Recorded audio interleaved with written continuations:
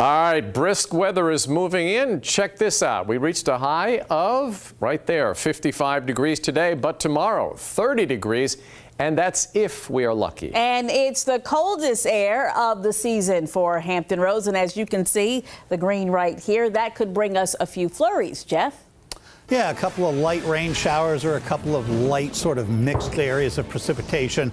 In fact, I was pointing it out a minute ago. I think some of this yellow that we're seeing starting to pop up here in far northern areas, even north of Williamsburg, I think some of that is a little bit of sleet that's showing up as we're turning back more strongly. It's sort of like a mirror reflecting back the radar signal much better than just a raindrop does. So some of these spots here, I have a feeling maybe a little bit of sleet at least mixing in. And it doesn't necessarily, if you're watching from Dutton, you're like, no, it hasn't sleeted here at all. You're wrong.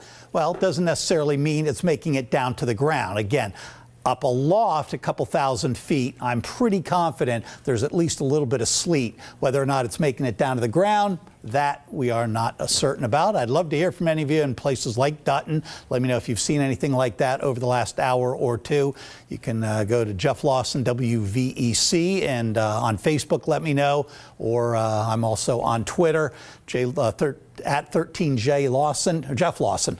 Meanwhile, 50 degrees out there right now, a temperature that is definitely set to plunge as we go through the evening and the overnight. These will be how cold it feels, these numbers, when you factor in the air temperature and the wind that's coming. And already by 8:30 tonight, it'll feel like the 20s to near 30. By morning, teens or even worse. And then temperatures don't get a whole lot better tomorrow, even as we get into the lunch hour. So it'll still feel like the 20s for much of the day. We'll talk about a couple of other weak systems heading in our direction. That's all coming up. And breaking right now, we're on the scene of a murder in Norfolk. A man was gunned down this afternoon in broad daylight on Harold Avenue in the Ballantyne area, and that is where we find 13 News Now reporter Robert Boyd still on the scene. Robert, what more do you have for us?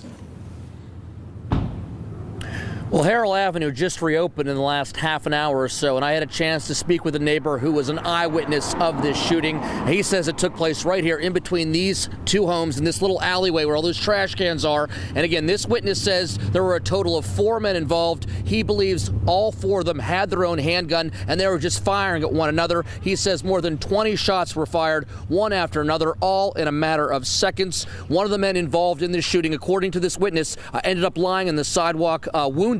He was taken to the hospital where he was pronounced dead. The other men involved in the shooting all left in vehicles. Now, neighbors say they're lucky that no one else was killed because that time of day, 2 o'clock in the afternoon, a lot of kids are getting home from school. A lot of little cousins, you know, that's middle school, elementary school, and they be outside running around playing, and I mean, you gotta watch out for your kids. It's sad your kids can't come outside and play, let alone we can't come outside sometimes. Now, as for that victim, his name has yet to be released. Police are still investigating the motive surrounding this shooting, and so far, no arrests, no suspects. Police are looking for your help. If you have any information on this shooting, being asked to call Norfolk Police. And as far as, again, a motive, right now, a lot of people in this neighborhood are just clueless. They say this is a very quiet neighborhood, a very safe neighborhood in their opinion, and they can't believe a shooting involving possibly 4 people could break out in the middle of the afternoon. So lots more to go for police in this investigation. Live in Norfolk, Robert Boyd, 13 News Now. The fight to save a stranded whale in Newport News comes to a sad end. Crews worked tirelessly to help the fin whale caught up on a sandbar near the Monitor Merrimack as crowds of bystanders stood by. Allie Weatherton was first on the scene. With coats, hats, and gloves, people stood outside for hours watching a juvenile whale fight for its life in shallow water. Don't let him die. Please don't let him die. Early this morning, a juvenile fin whale was found stranded in shallow water on the sand near the Monitor Merrimack. We got here, saw the whale, called the stranding team. They asked for pictures and details. We gave them as much as we could. And while everyone waited for the Virginia Beach Aquarium and Marine Science Center response team to show up, up, the whale was still alive. He's getting out. He's moving. His tail is moving. Oh my God, his tail is moving. And while people remained hopeful, the response team jumped right into the water to help. They gave the whale medicine to sedate it and were hoping it would be strong enough to swim away. Unfortunately, it died about 30 minutes later. Because this is the first time you ever experienced something like this. So for it to be an outcome like this, it's really sad. The whale was hauled off to Craney Island, where a necropsy will be performed tomorrow morning. In Newport News, Allie Weatherton, 13 News Now. Developing now, a killer is on the run after shooting a woman to death in Gloucester County. Another person is fighting for their life tonight. This all went down on Bellhaven Drive in Gloucester Point last night. Stephen Graves spoke with grieving neighbors. Tonight, it's an eerie feeling on Bellhaven Drive. People who don't even live here pulling up to see the spot where friends say 2 women were shot, one of them a mother, killed. I'm kind of at a loss for words, actually. And many other neighbors along the street in Gloucester Point say the same.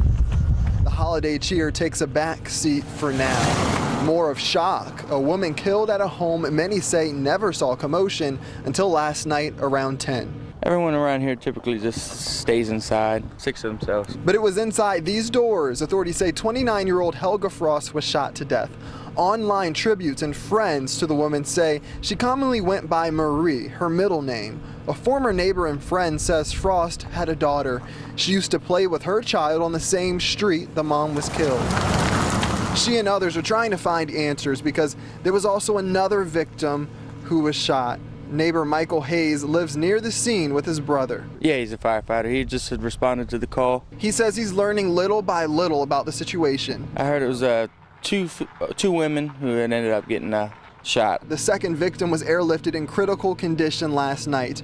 The one question remains for many on this quiet street: why this all happened. Now, Frost's family understandably did not want to talk to us, but the Gloucester County Sheriff's Office did not say there's any public threat in the search for a suspect. They did say if you have any information that can lead to an arrest, that you give them a call. Reporting in Gloucester Point, I'm Stephen Graves, 13 News Now.